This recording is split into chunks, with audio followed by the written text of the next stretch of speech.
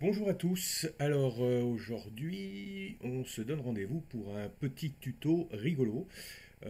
Tuto qui va consister à transformer un vieil émetteur-récepteur en un émetteur-récepteur de type SDR complètement contemporain qui pourra pratiquement s'aligner avec les appareils les plus récents du moment en faisant une chose toute simple qui va être de lui rajouter un pan-adapteur. Alors pan-adapteur, c'est le terme anglais. Si on veut le franciser, ce sera un pan-adaptateur.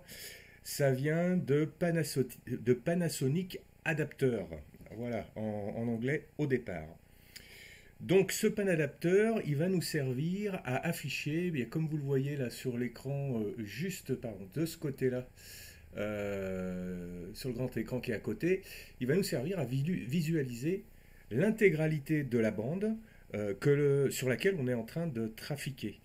On va avoir sous les yeux tout le trafic qui se passe au moment où on est en train de trafiquer avec son transceiver. Donc sur un vieux transceiver, on ne voit et on n'entend que la fréquence sur laquelle on est. Et là, on va avoir toute la largeur de bande passante de la fréquence qui va être visible d'un coup d'un seul. Donc ce genre d'outil, vous le connaissez aujourd'hui pour l'avoir vu sur des appareils comme l'ICOM 7300, hein, pour ne citer que lui.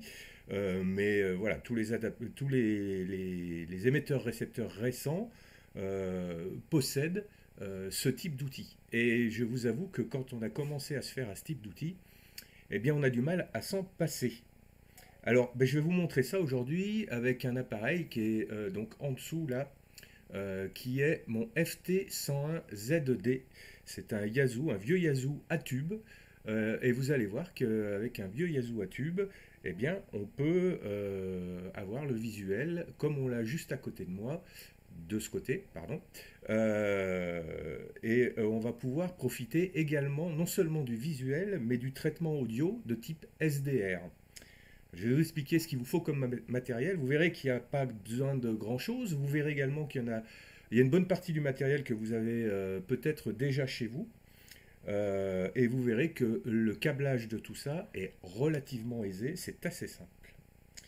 Donc, avant de passer à la pratique, juste pour vous dire que, comme la plupart de mes vidéos et de mes tutos vidéo, ce tuto est lié à un article je vous ai mis le lien là, juste en dessous, hein, vous le trouverez en dessous de la vidéo, qui est un peu plus complet, qui va vous expliquer les choses un petit peu plus dans le détail.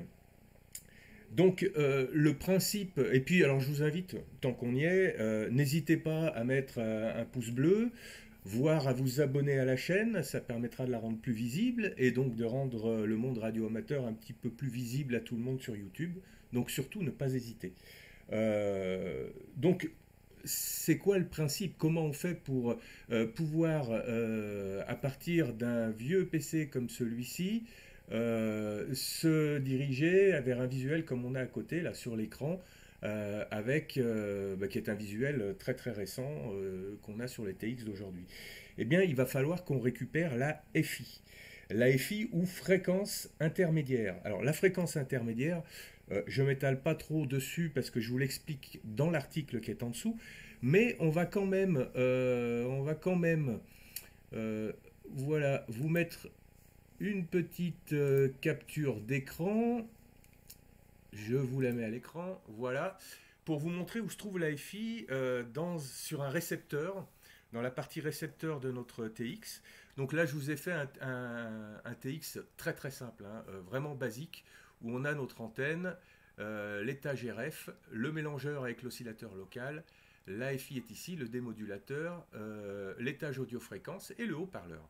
Donc, en fait, le principe va être d'aller récupérer l'AFI de notre récepteur avec un matériel qui est une clé SDR. Alors, il y en a de tous les types. Moi, je vais le faire avec un SDR Play, hein. Je reviens là-dessus un tout petit peu après. Mais donc, voilà ce qu'on va aller récupérer comme signal. C'est le signal issu de l'AFI qui se trouve ici. L'AFI qui, comme vous le voyez, se trouve entre la gencive et la dent. Pardon, non, ça c'est un autre film. L'AFI qui se trouve entre le mélangeur, ici, et le démodulateur, ici, systématiquement. Alors après, vous avez certains émetteurs-récepteurs qui vont avoir plusieurs étages de FI avec une FI, une première FI, une seconde, etc. Alors c'est tout simple, hein, c'est-à-dire que quand vous rajoutez un étage FI sur le schéma qu'on a là, eh bien derrière ma première FI, enfin ma FI qui va devenir une première fréquence intermédiaire, vous allez retrouver un nouveau mélangeur avec un oscillateur local, et puis une seconde FI, etc. Voilà. Donc vous comprenez bien qu'en intervenant à ce niveau-là, tout ce qui va se passer après, c'est-à-dire le traitement du son, se fera avec la technologie SDR, puisqu'on va remplacer le démodulateur analogique de notre TX par un démodulateur de type SDR, une démodulation de type SDR et un traitement du son de type SDR. C'est-à-dire qu'on court-circuite complètement le travail de notre récepteur à partir du moment où on arrive à l'étage FI. Alors, je vais vous mettre tout de suite, voilà, on va se retrouver, comment sur un vieil émetteur-récepteur, on peut retrouver la FI. Eh bien, voilà, ça se passe comme ça. Là, on est à l'arrière de mon FT101ZD. Donc bon, là, rien de bien spécifique, hein, l'antenne, tout bêtement. Et puis juste à côté, voilà, on a notre câble, enfin notre câblage. La FI est ici. Elle se trouve là, notre FI. Alors, je vous explique, avant de rentrer plus en détail dans le câblage, eh bien, les différents outils dont vous allez avoir besoin. Vous allez avoir besoin d'un appareil comme celui-ci. Donc là, comme je vous disais, c'est un SDR Play RSP2 Pro. Mais ça peut être n'importe quel modèle de SDR Play. Et ça peut être n'importe quel type de clé RTL SDR. Voilà, il y en a des chers, des pas chers. Bien évidemment, si vous utilisez un SDR Play plutôt qu'une clé RTL SDR de base à prix vraiment, vraiment réduit, vous aurez des résultats un petit peu supérieurs, moins de pertes entre la récupération de l'AFI et le matériel de réception de type SDR, etc. etc. Donc aujourd'hui, l'idée n'est pas de rentrer dans une partie très technique de l'explication de ce qu'on est en train de faire, mais surtout voir la chose du côté pratique pour que vous compreniez comment ça se passe. Donc là, nous sommes à l'arrière du TX. Donc, comme vous le voyez, on a notre SDR Play qui est ici. On a besoin de deux câbles, d'un vieil émetteur-récepteur, et puis à côté, il y a mon PC. Donc c'est le PC de la maison, c'est le PC du Chac Radio, c'est n'importe quel ordinateur, hein, c'est pas forcément un PC d'ailleurs, c'est un ordinateur qui va nous servir de terminal. Vidéo en tout cas. Alors, et puis sur lequel on va installer le logiciel SDR Uno dont on va avoir besoin pour interpréter tout ça. Donc maintenant, à l'arrière, ici, comme je vous le disais, sur les vieux transceivers et sur la plupart des vieux transceivers, hein, il n'y a pas que sur celui-ci, on avait en général une sortie qui nous permettait de récupérer l'AFI.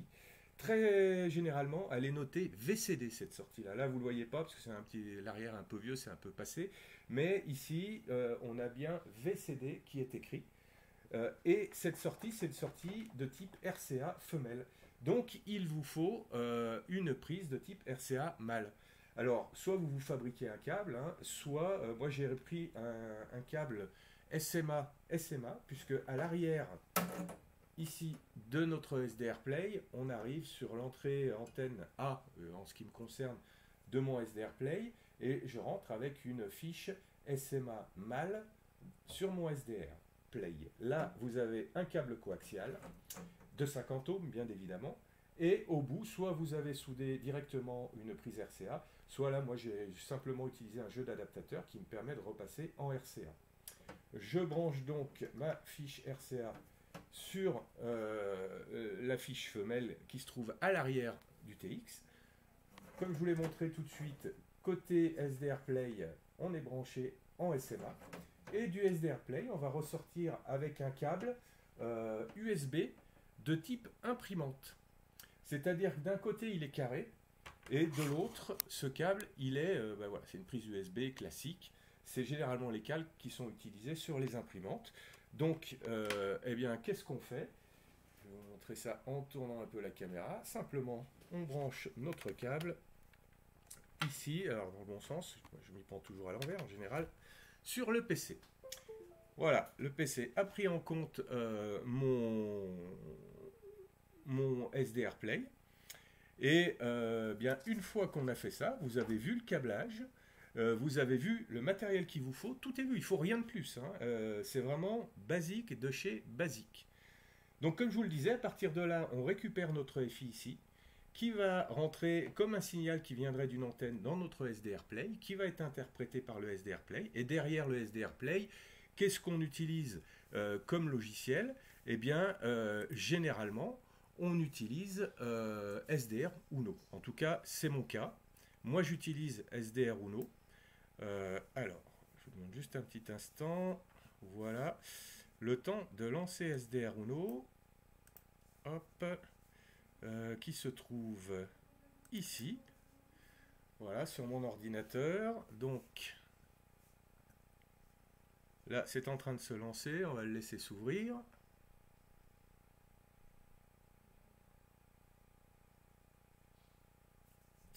Non, je ne veux pas de nouvelle version.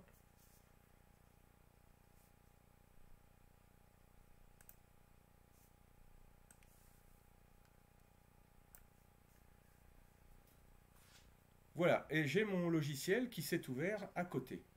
SDR Uno, là, est bien en route.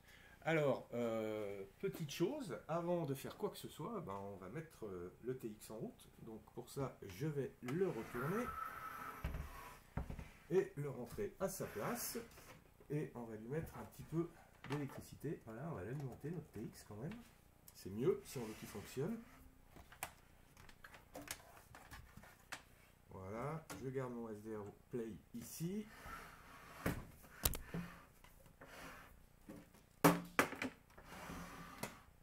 Et voilà, le TX a repris sa place. Donc j'ai mon câble USB là qui part et qui va arriver à l'ordinateur. On va faire une petite mise au point, ce sera peut-être pas mal.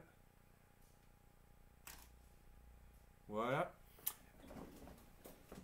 Ensuite, eh bien, on allume notre TX.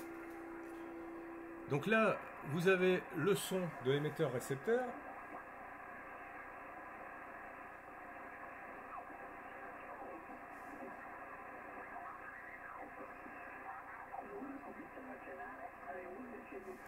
Voilà, donc là c'est un son de type analogique, hein, complètement. Voilà, c'est notre FT101ZD qui tourne tout seul. Vous voyez, alors je vais reculer un petit peu. Non, j'étais au max déjà. Voilà, j'essaie de vous mettre les deux. On va vous tourner un peu l'écran ici, voilà. Donc comme vous le voyez, ici rien n'est en route. Et donc si je veux récupérer mon signal, maintenant que c'est en route, comme si je démarrais SDR Play normalement, que j'avais l'antenne de brancher directement sur mon SDR Play, je vais faire Play ici. Et là, qu'est-ce qui se passe? Eh bien, d'un coup d'un seul, je récupère toute ma bande. Donc je récupère toute ma bande. Alors, je vais baisser un peu le son pour vous expliquer. Vous comprenez bien qu'on a le visu sur toute la bande qu'on est en train d'écouter. Par contre, si je tourne mon VFO ici, il n'y a pas de synchronisation avec SDR Uno, qu'on soit bien clair. C'est-à-dire que ça vous permet simplement de visualiser et d'écouter. Mais par contre, si on voulait synchroniser le VFO, c'est-à-dire quand on tourne le VFO du TX, avoir sur SDR Uno, eh bien, le VFO qui bouge aussi également en même temps, il nous faudrait ce qu'on appelle un 4 système. 4 systèmes qui n'existent pas sur le Yaesu FT100AZD et qui n'existent pas sur bon nombre de vieux TX. Donc là, je vous montre vraiment le b.a.-ba de la chose qui vous permet de visualiser et de traiter le son de façon SDR, mais il n'y a pas de synchro VFO. Tous ceux qui ont des vieux TX avec un 4 système, il vous suffira de câbler le 4 système en plus et vous aurez votre VFO qui sera synchronisé avec SDR Uno ici, bien entendu. Je vous parle de tout ça un petit peu plus aussi dans l'article que j'ai fait juste en bas. Hein. Donc là, on va essayer, on est sur 3683, attends quelque chose, là ça ne parle pas trop.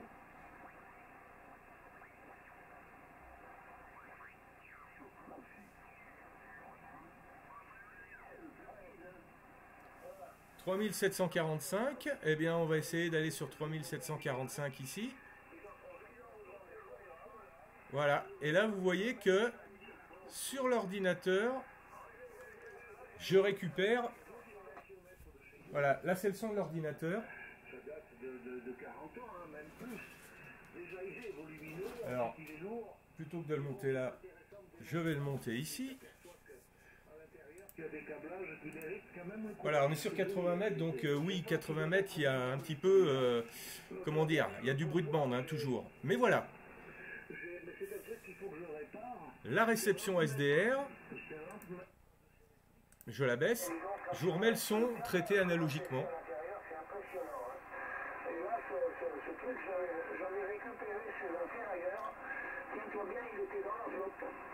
Voilà, je coupe le son analogique, je vous remets. Voilà, ça c'est le son traité de façon SDR. Donc, il y a les mêmes filtres sur les deux, hein. J'ai mis le NB ici, ici il y est aussi. Et voilà ce que ça donne. Alors, l'intérêt, alors on va baisser un peu le son, l'intérêt il est non seulement de visualiser l'ensemble, mais de se balader comme ça en repérant les pics, comme quand on a un TX qui est équipé de ce matériel-là, hein, et d'aller chercher une autre émission. Voilà, là j'ai trouvé autre chose. Ah, ça parle plus, on va attendre que ça revienne. Ah, j'en ai une à côté, on va essayer de la récupérer.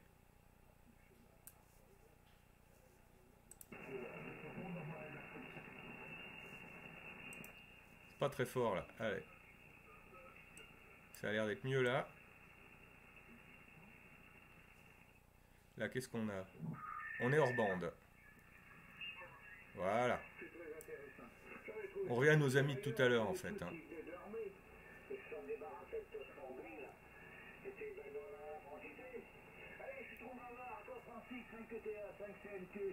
Voilà.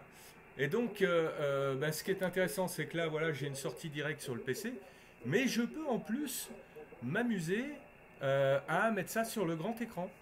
Donc, eh bien, on va le faire tout de suite, hein. Bougez pas. Ça, je vais le passer en bas. Et après, on va se retrouver avec quelque chose de très très confortable. Donc, je vais monter mes modules. On va reculer un petit peu, peut-être pour que vous ayez plus de vue sur l'ensemble. Voilà.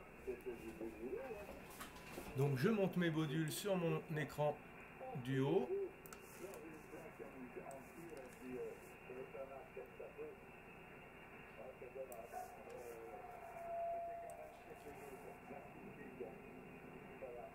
Voilà, celui-là on va l'adapter. Et voilà.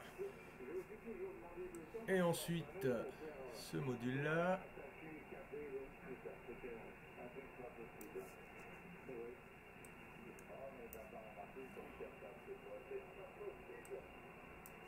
Ok, et ensuite,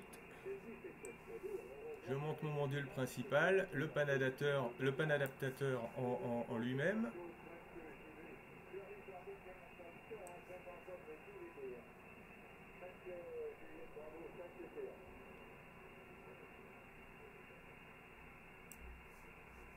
Et voilà, là je suis passé sur mon écran du haut. Tac. Alors, je vais peut-être bouger un petit peu ma caméra, bougez pas, parce qu'elle n'est pas forcément au meilleur endroit. Là, je suis sur... non, je suis sur lequel là? Principal. Lumix.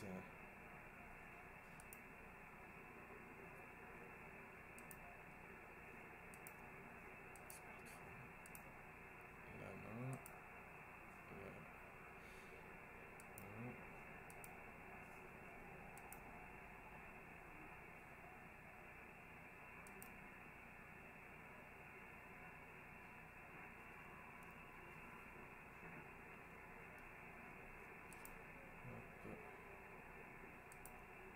Ouais, nous y voilà, c'est celui-là.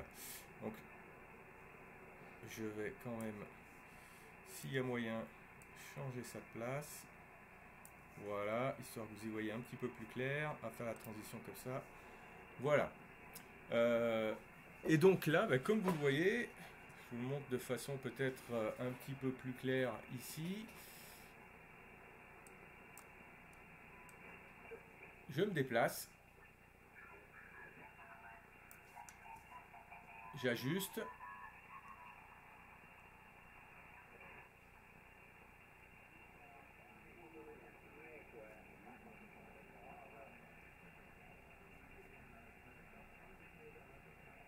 Alors c'est pas très très fort ça, je préfère aller chercher un signal un peu plus fort pour que ce soit un petit peu plus...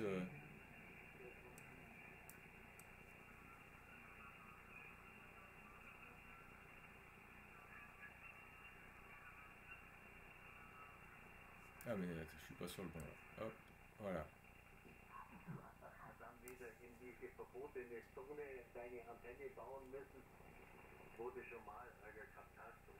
Voilà, on a nos amis allemands qui sont en train de discuter.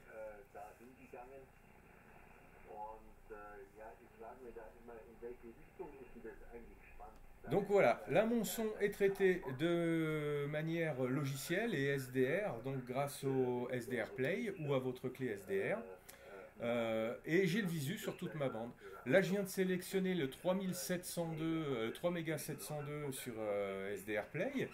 Eh bien, comme ça me permet d'aller visualiser et de choisir le QSO qui m'intéresse, je vais repasser sur 3702 sur mon FT101ZD.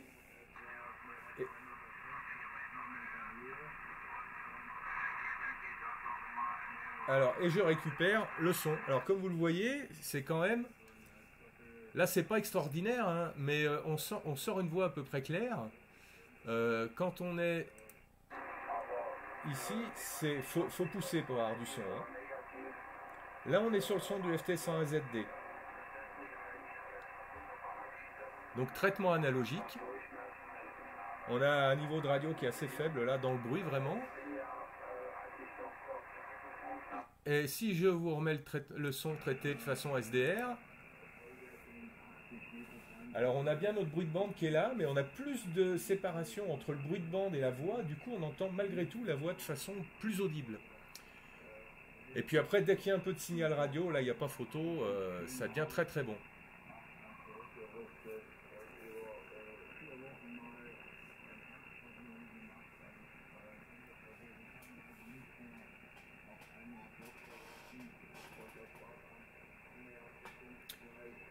Alors bon, je vous ai montré ça sur la bande 80 mètres, mais on aurait pu aller sur n'importe quelle autre bande. Hein. Allez, on va voir si on trouve quelque chose d'autre là tout de suite. Quelle heure il est? On est dans les heures hein, du short skip sur le 80 mètres. Voilà, vous voyez que dès qu'il y a un peu de radio, ça sort. Hein. Et au niveau du signal, on est à peu près kiff-kiff. Ici, on tape à 9. Et là, on tape à 9, peut-être plus 5 dB, grand max. Donc, il y a quelques dB d'écart, mais il n'y a vraiment pas grand-chose. Je pense que si mon bricolage d'adaptation de la prise RCA, je fais un vrai câble RCA directement vers SMA pour l'autre côté, j'aurai un tout petit peu moins de pertes. Voilà, alors on va arrêter tout de suite. Donc, stop, voilà. Histoire de stopper le son. On a bien toujours ici la réception. Voilà, donc pas plus long, hein, simplement le but du jeu c'était de vous montrer un petit peu comment faire ça. Vous voyez que c'est très très simple, il n'y a rien de sorcier, le câblage il est basique, on relie à la clé SDR, hein, je vais utiliser ce terme générique, le TX d'un côté et de l'autre côté le poste. Et de la même manière, je vous disais tout à l'heure, on peut utiliser n'importe quel type de clé SDR, enfin le type RTL SDR. On peut aussi utiliser n'importe quel logiciel SDR. C'est-à-dire que là, je vous montre moi ça avec SDR Uno, puisque c'est celui que j'utilise la plupart du temps avec mon SDR Play. Mais vous pouvez utiliser SDR Console, Sharp SDR, etc. Enfin, SDR++. Enfin, vous en avez voilà, autant que vous voulez. Et vous adaptez le principe au logiciel SDR que vous utilisez. Ça fonctionnera exactement de la même manière. Eh bien, j'espère que, voilà, pour ceux qui savaient pas trop quoi faire de leur vieux TX ou qui utilisaient plus beaucoup leur SDR Play ou leur clé SDR en se disant qu'ils préféraient travailler avec le Transceiver pour faire de l'écoute, eh bien, voilà comment les recycler et comment, avec ces deux outils, transformer votre vieux machin, qui est ici, en bidule beaucoup plus récent, on va dire, puisque ben voilà, le propre du panneau adaptateur, c'est de se retrouver sur les émetteurs, récepteurs d'aujourd'hui, à partir du moment où il y a du traitement de type SDR, et pas que, hein, même sur des appareils.